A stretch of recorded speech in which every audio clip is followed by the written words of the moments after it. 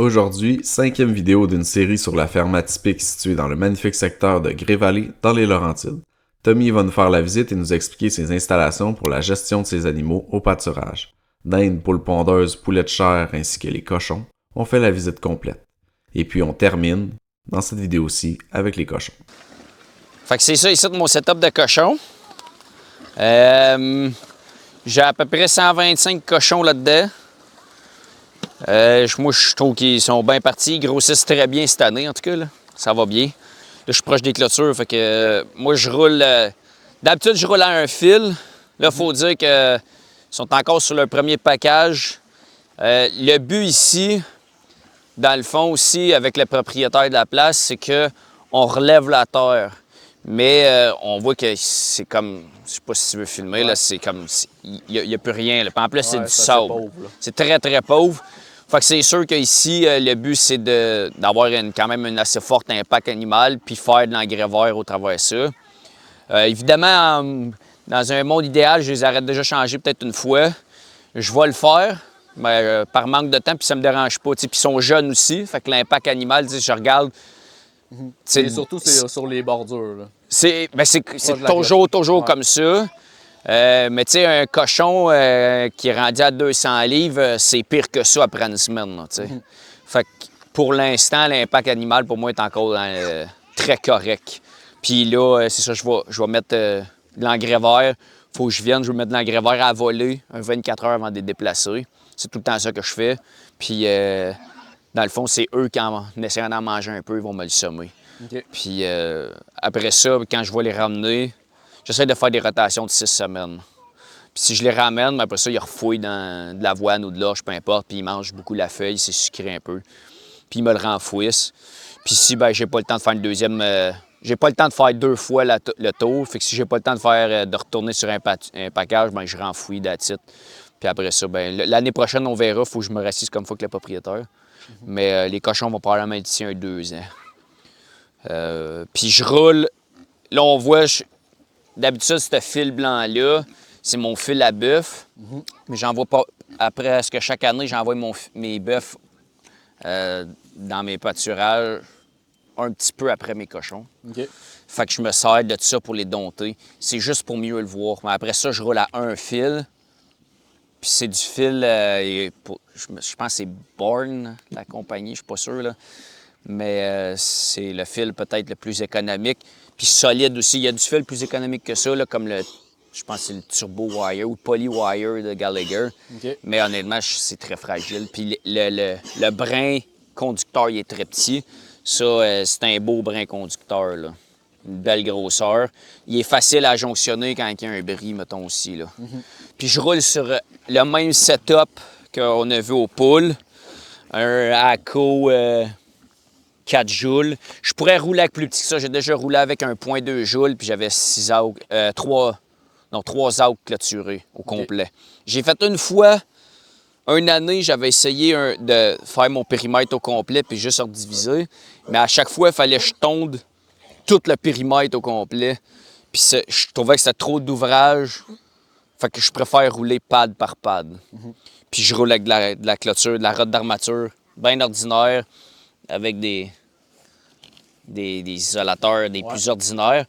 Le plus gros problème, c'est toujours les coins. Ça, je peux montrer comment je fais. Les coins, je pense que j'ai trouvé un setup qui est vraiment idéal, là. Pour garder ta tension, quoi, pour... Non, on va aller voir justement mon coin, là. Ça, je viens d'arriver, là, j'ai vu qu'ils ont poussé un peu de terre, on va en profiter pour le replacer. Ça, c'est la chose qui est la plus importante à checker, là, si quelqu'un n'est pas habitué avec le cochon, là. De regarder, parce qu'ils ont tendance souvent à fouiller sur le long des clôtures, puis à pousser de la terre. Puis s'ils en poussent par-dessus, ici, c'est pas pire, là, mais des fois, j'ai déjà été dans des champs où ils déroulaient de la tourbe. La tourbe était tellement dense et intense que c'était comme un rouleau qui poussait dessus, puis après ça, ça leur faisait un pont.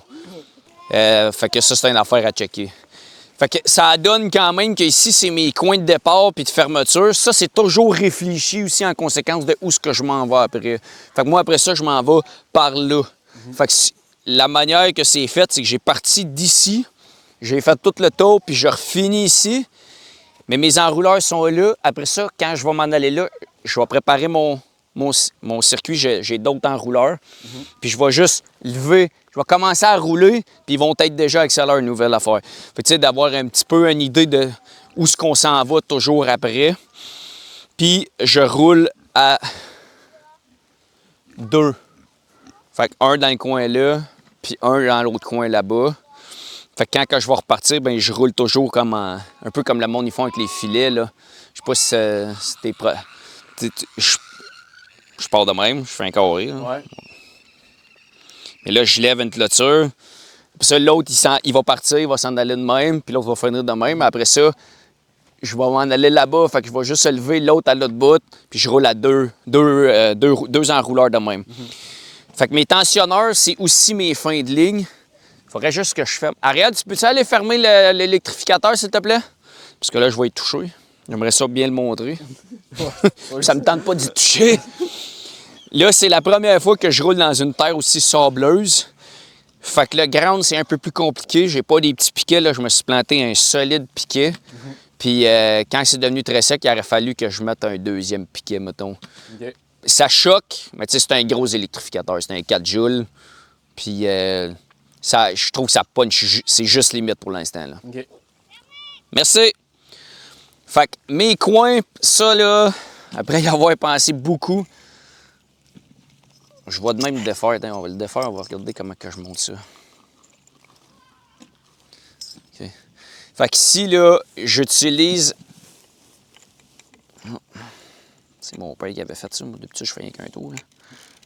Ça de même. Bon, là, il est jammé un peu là, mais on voit, OK, c'est un isolateur de coin. Puis techniquement, c'est pas de même, c'est attaché. C'est attaché de même, puis après un coin, mais je pense que c'est Zariba ou une affaire de même. Il fit pile. Fait que dans une rod d'armature 3.8. Fait que je me sers quand même d'un isolateur juste pour pouvoir ajuster ma hauteur. Puis je me starte de même, tu sais. Voilà, je vais le repasser double parce que là, j'ai pas d'autres tensionneurs, là.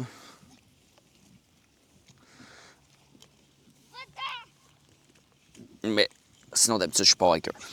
Puis, comme je dis, ce que je fais, c'est que je le plante en angle en partant.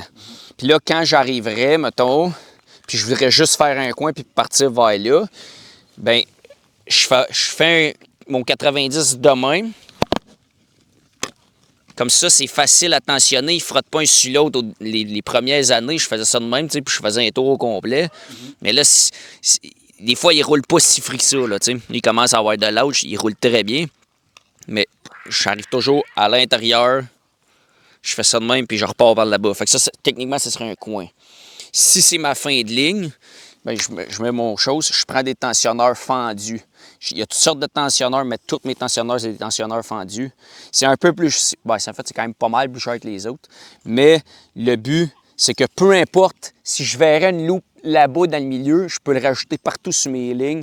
Je le rajoute toujours proche d'un poteau, là, pour avoir un pot dans le milieu de deux poteaux, mais je peux mettre ça partout sur ma ligne, mais c'est aussi mes fins de ligne.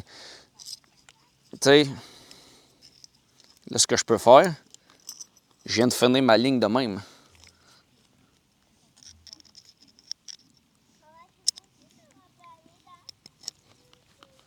Puis lui, je le mets à plat, toujours comme ça, pour être sûr que ça ne touche pas.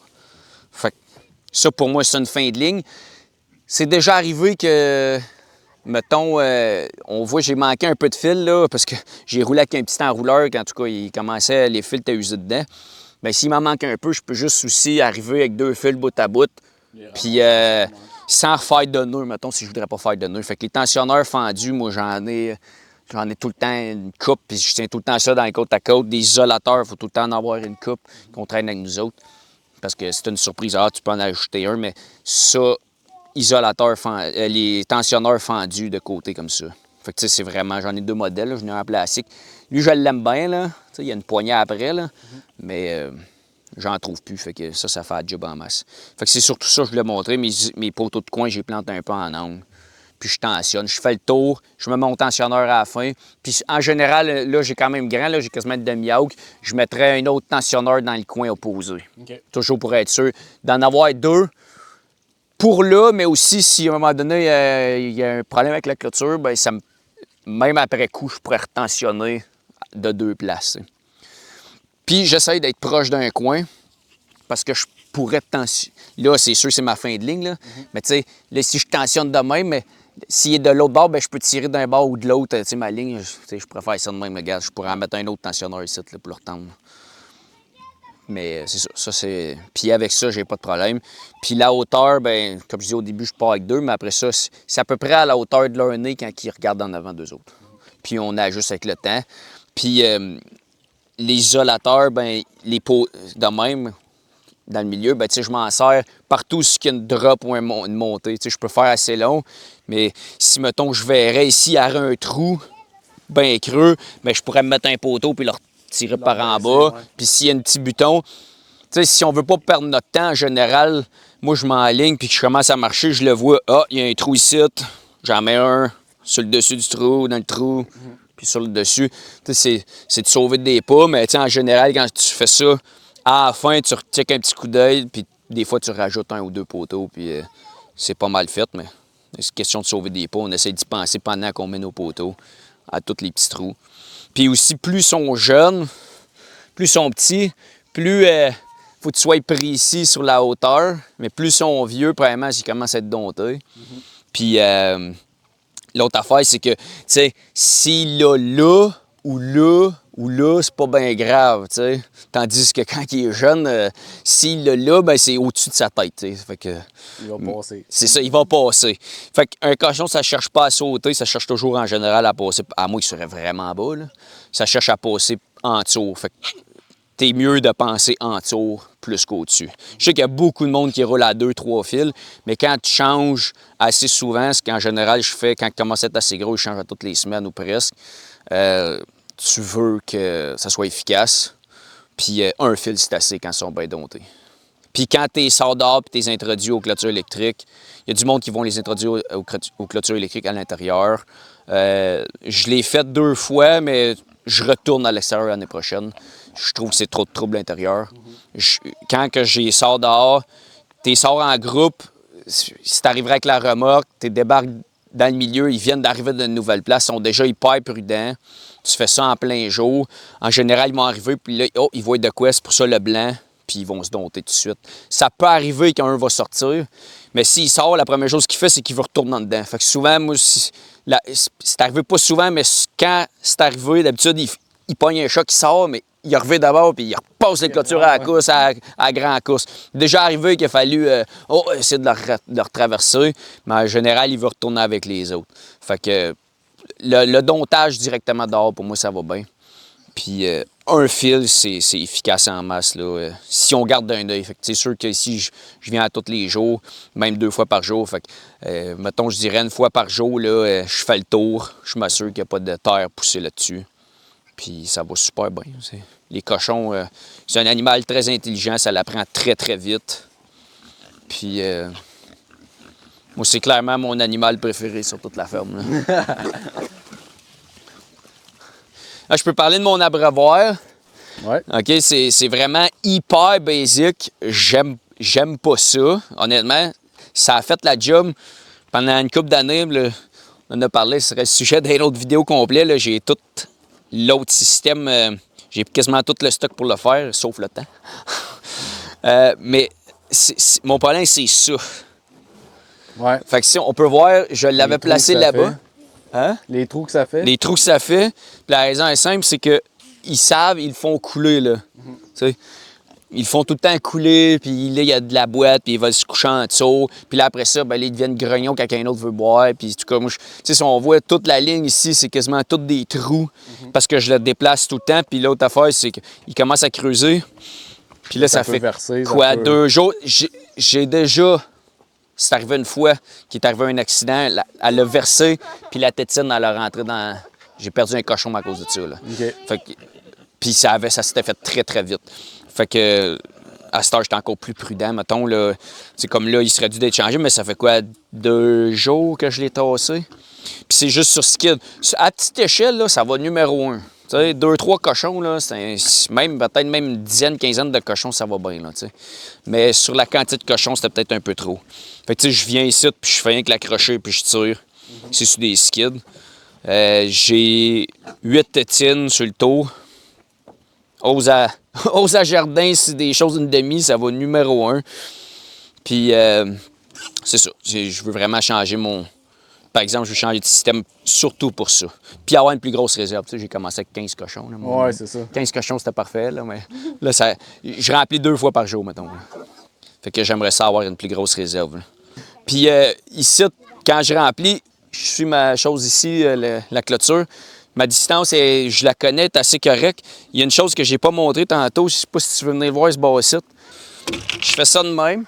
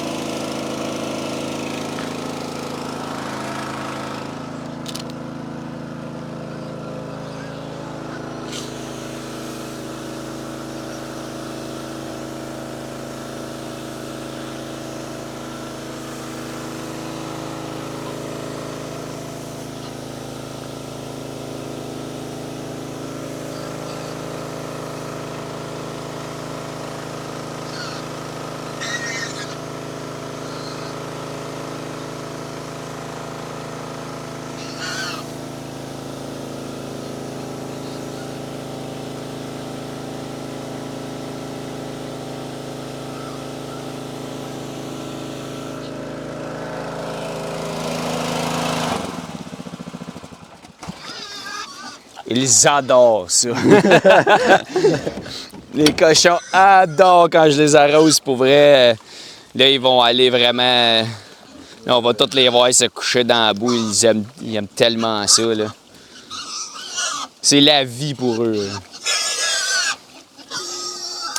L'autre affaire, c'est que je peux les monter aussi, tu sais. Ouais. Fait que, tu sais, je pourrais l'ajuster avec la hauteur, mais là, ce que je veux, c'est surtout changer de principe. On peut aller voir... Les abris et tout. Ouais, exact.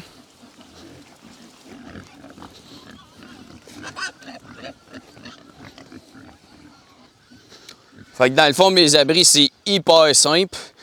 J'avais des abris traînantes en bois, mais ça, je pense que c'est le modèle peut-être. En tout cas, c'est mon modèle idéal. Un bout de silo coupé en 2. OK, ouais. Puis, je me suis... Écoute, tout avec les morceaux de silo. 2 affaires de même. Tu ramasses avec tes fours. Je ramasse avec les fourches, puis on s'en va avec ça. On les tasse. Fait que là, on voit que je les tasse. C'est comme là, on est mardi, c'est vendredi. Ouais, vendredi. Vendredi, je les ai tassés. Fait que là, ils ont tendance à beaucoup détruire en dessous de eux. Ouais. Ils cherchent la fraîche. Puis j'en ai d'autres silos prêts à couper qu'il faut que je fasse. Puis idéalement, pour un groupe de même, je pense que ce serait comme pas plus, peut-être 25 cochons par abri. Là, ils ont tendance à se coucher beaucoup sur la lisière en dessous des arbres là, à l'ombre aussi. Fait que c'est pour ça que je suis pas super pressé de le faire. Mais idéalement, dans le cochon forestier, ben, je pense que c'est l'idéal. Mais là, sur la ferme, j'aime bien ça me servir du cochon pour travailler... le sol, ouais. Le sol, exact. Pour avoir des pâturages futurs d'autres choses. Les mangeoires, je roule avec des affaires comme ça. Quand j'ai start, il faudrait que je monte peut-être parce que c'est pas à la portée de tout le monde non plus. Quand on a juste une coupe de cochons, Je vais montrer qu'est-ce que j'ai fait, puis j'ai roulé pendant une couple d'années. J'y roule encore avec ça quand j'ai start porcelet. Puis là, quand je les ai emmenés ici, ben, j'ai juste pas ramassé encore. Puis avec un pneu, avec un bout de pneu, j'enlève une partie de la semelle ici, ouais. puis j'enlève toute la semelle en haut. Puis je mets ces beautés avec des gros washers, mettons, là, bord en bord du plywood. Puis il me dure à peu près, même le... Avant, je roulais juste avec ça, puis ça me durait à peu près 3 ans, le plywood, avant que... Puis c'était déjà du plywood récupéré. Là. Fait que tu sais, ça a quand même du bon sens, là. Idéalement, probablement, je pense, que quelqu'un prendrait du tapis de rubber, genre de fond de stall, la vache, exact, puis il s'en ferait, puis je pense que c'est ça. Maintenant, ça serait quasiment bon à vie, là, tu sais. Je mettrais beaucoup plus de boat, par exemple, pour le tenir... Parce que quand ils se mettent à jouer avec, là, c'est pas pire, mais tu sais, quand ils commencent à être gros, les cochons, ils commencent à être rough là-dessus, là, tu sais. Mais tu sais, ça, c'est une mangeoire vraiment qui coûte rien à faire. Un vieux tire, puis une coupe de boat, puis un bout de plywood récupéré, puis on a des mangeoires qui sont assez rigides, assez solides pour des cochons, là. Là, depuis l'année passée, c'est ma première grosse année. J'avais roulé à 60 cochons avec les tires. Mais c'était beaucoup de travail aussi. Puis aussi l'économie, à un moment donné, ben, il fallait que j'avance, dans le fond. Fait que je me suis trouvé des mangeoires de même. C'est des vrais mangeoires, il appelle ça des hog feeders. C'est fait exprès pour faire, je pense, bien du cochon dehors. Puis il y a des modèles qui en ont, des modèles qui n'en ont pas, mais celle-là, elle a des couvercles. Puis j'aime bien ça pour les corneilles. Fait que le cochon, il vient, il lève. Puis il y a un petit agitateur dedans. Ouais, là, c'est pas pire, là, il est encore plein, là, mais quand il fait rien que le brasser un peu. Non, lui, il tourne pas, il fait juste à peine tasser, là, tu sais. Puis tu sais, là, on voit que ça coule. Puis moi, ben, je leur donne, je le fais, maintenant je fais ma moulée. Puis ça contient à peu près 1 tonne chaque. T'sais. Puis l'avantage à volonté, c'est qu'ils ont tendance à moins manger. Ah ouais? Ouais. J'ai vu que ça drop quand ils sont à volonté parce qu'ils sont pas stressés. Quand ils ont comme... même s'ils mangent assez, on dirait qu'ils sont stressés. Puis, ils aiment pas bien ça, ils ont peur d'en manquer. Fait qu'ils se gavent plus quand tu leur en donnes. Puis, se gaver, ben ils font juste... ça fait juste sortir à l'autre bout. Puis, probablement qu'ils l'ont pas assez assimilé. Tandis que de même, ben... Puis les cochons, ils comprennent tout de suite, là. Ça sent quelque chose. Oh, ça lève. Oh, la bouffe est là. Puis... ça prend 2 minutes, ils ont compris, même pas, là. Puis je roule à 2, puis je les ai mis sur palette aussi. Comme ça, tu te déplaces avec... Je déplace avec le tracteur. À chaque fois que j'ai rempli, je déplace. Fait que moi, je m'en viens avec le tracteur, avec le moulange en arrière, j'ai déjà les fourches. Je me place, la ramasse, je la tasse un peu. Tu sais, on voit, elle était là, là. Elle était juste en arrière, là. Ils ont fait une coupe de rond. C'est pour éparpiller le piétinage. Surtout aussi, il y a de la sclépiade ici. Fait que tu sais, j'essaie de la faire piétiner un petit peu. Fait que les cochons, c'est pas mal ça. Là. C'est sûr que là, on commence aussi à grossir. Fait que tu sais, l'année passée, je me suis acheté un gros moulange, 2 tonnes, en arrière du tracteur. On peut aller voir ça. Puis je roulais au Big Bag. Puis à un moment donné, ben c'est bien beau, mais en partant, ça te prend minimum 2 tracteurs pour faire ça. Puis aussi, ben, c'était la manipulation des big bags. Tu sais, un big bag, tu peux pas laisser ça dehors, il faut que ce soit dans un conteneur, quelque chose de fermé pour les ratons laveurs, toute la vermine, mettons. Fait que là, je veux rouler avec les silos. On va aller voir ça, là, le setup de silos.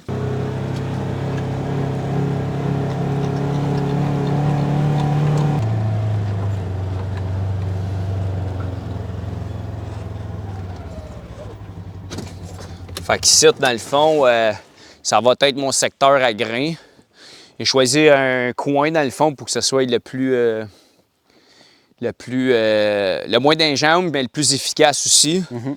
Tu es proche de ton entrée. Je suis proche de mon entrée. Il faut penser aussi que là, maintenant, je vais aller chercher le grain avec quelque chose de beaucoup plus gros. Mon père a une classe 1, fait que bien utile. ben utile. On va aller chercher le grain. Puis c'est ça, on a installé ça fait vraiment pas longtemps. On travaillait encore là-dessus hier. Fait que dans le fond, c'est des silos qu'on a achetés, qui avaient besoin d'amour. Il y avait 2 silos de même. Le plus magané, on a fait les cabanes avec. On a changé une coupe d'auto, en tout cas. On a travaillé une shot là-dessus. C'est pas fini encore. Puis on les monte semi... c'est temporaire, mais il faut que ce soit correct. Parce que dans le fond, je sais pas combien d'années je vais être ici. Je vais peut-être être ici 2-3 ans. Fait que... là, la vis, on l'a emmenée là pour faire un test, là. Mais on va aller voir le moulage, puis je vais vous expliquer pourquoi on les a placés exactement comme ça. C'est un moulage, la plupart du monde, ils savent c'est quoi, là, mais pour ceux qui ne savent pas c'est quoi, c'est fait pour moudre le grain. Fait qu'ici, là-dedans, il y a des marteaux. Je ne sais pas si on va être capable, peut-être. C'est écœurant. Okay. Ça, c'est la grille. On prend une petite grille avec le cochon. Puis ça, là, ça tourne à ultra haute vitesse. Okay. Je vais essayer d'en pogner un. Là. Et quand ça tourne vite, ça, c'est ce qu'ils appellent... On va l'avoir. Les marteaux. Okay. Okay. Puis ça tourne à une vitesse incroyable. On voit que c'est là que ça fesse. On peut s'en servir sur 4 places, dans le fond, là, ça servir. Puis quand ça rentre là-dedans, dans le fond, il faut que ça passe au travers de cette grille-là. Ça tourne à très, très haute vitesse. C'est branché sur la prise de force. Puis, c'est même multiplié. La vitesse est multipliée, là. Ça prend quand même, je dirais, ça prend un minimum 50 forces, peut-être. Il y a du monde qui font virer avec un peu plus petit, mais il faut que tu sois vraiment slow sur l'entrée. C'est sûr que... Moi, j'ai un 50 force, puis quand je l'attelle, le maïs, c'est une chose, mais quand tu tombes dans un céréal avec une écaille, comme l'avoine, l'orge, ça change de son. Puis on a aussi un 85 force, puis lui, pour ouvrir la machine un peu plus. Là. Ouais, lui, il y a moins de trouble un peu. Là. Puis c'est ça, c'est la place qui s'en va par le marteau, qui rentre dans les pour se faire moudre. Puis en arrière... il y a ce qu'on appelle la trappe à minéraux. Ici, faut dire que, ça paraît pas, mais on a donné beaucoup d'amour à cette machine-là. C'est assez poussiéreux, mais ça, c'est ici qu'on met, mettons, les minéraux, ce qui est déjà en poudre. On le repasse pas dans le marteau. Fait que, mettons, le tourteau, ce qui est pour les protéines, ça vient déjà moulu. Il y a déjà la bonne grosseur. Fait que, dans le fond, si on regarde, la trappe est là. Pour les céréales rondes, puis la trappe à minéraux est là. Puis de la manière qu'on a placé les silos, les deux, il va y avoir maïs, orge, ils vont arriver dans une on l'a calculé pour qu'il arrive pile dedans. Okay. Puis l'autre qui est en arrière, il arrive pile dans celui-là aussi, puis ça c'est déjà, fait que ça va être le tourteau. Fait que je vais reculer ma machine à une place, ça c'est vraiment réfléchi pour être efficace. Puis une fois, puis je fais mes 3. Puis j'ai aussi les minéraux, là, les suppléments. Là. Ça, c'est en poche, mais j'ai 2 poches. C'est une poche par tonne, puis ça a 2 tonnes. Okay. Fait que j'ai 2 poches à mettre, puis le restant, ça rentre direct. Fait que c'est des détails qui font que je vais pouvoir faire ça avec un tracteur. Je recule, je pars le tracteur, je fais toutes mes céréales, je pars avec une batch. Présentement, avec des big bags et la manipulation, ça me prend... peut-être un 40 45 minutes de faire ça. Une brassée de 2 tonnes.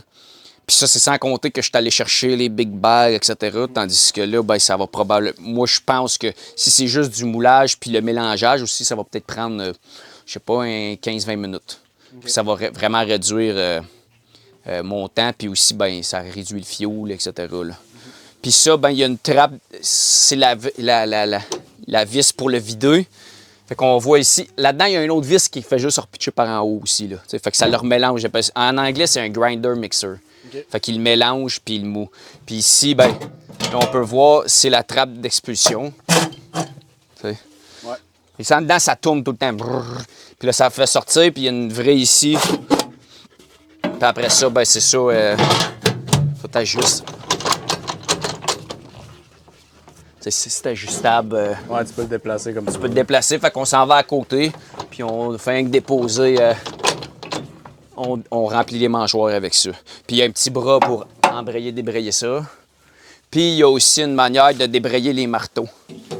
Fait que quand j'ai fini de moudre, ici je débraye. Puis là, ben, c'est juste le mélangeur qui tourne.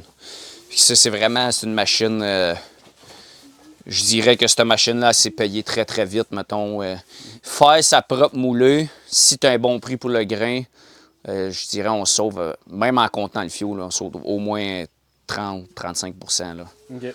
Fait que si le temps il est raisonnable, Ouais, ben, c'est ça, je ça pense devient qu'il vaut la... viable. Oh, exact. C'est probablement beaucoup de monde que j'écoutais, surtout en anglais, qui parlait de ça, ils disaient c'est une des choses, c'est le plus gros step d'économie qu'on peut faire.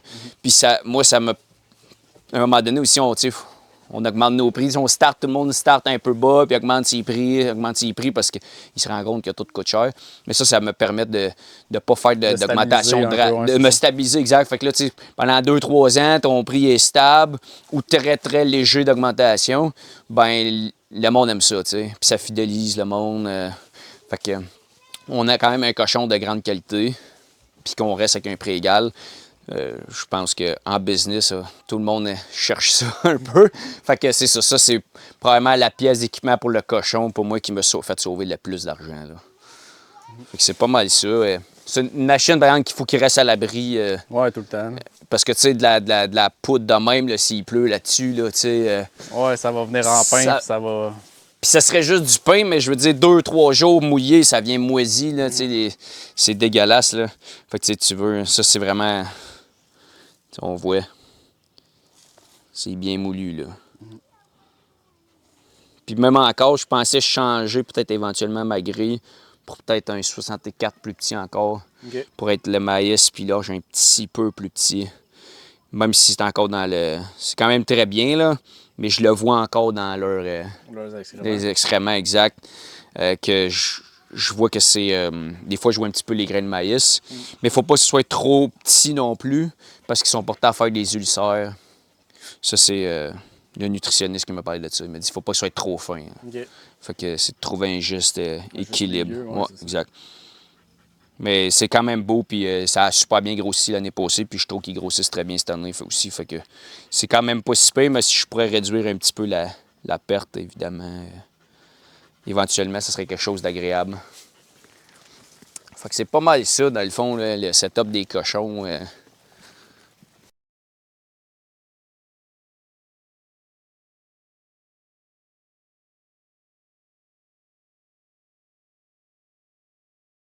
Merci à tous les membres qui soutiennent financièrement le projet de partage via l'abonnement payant.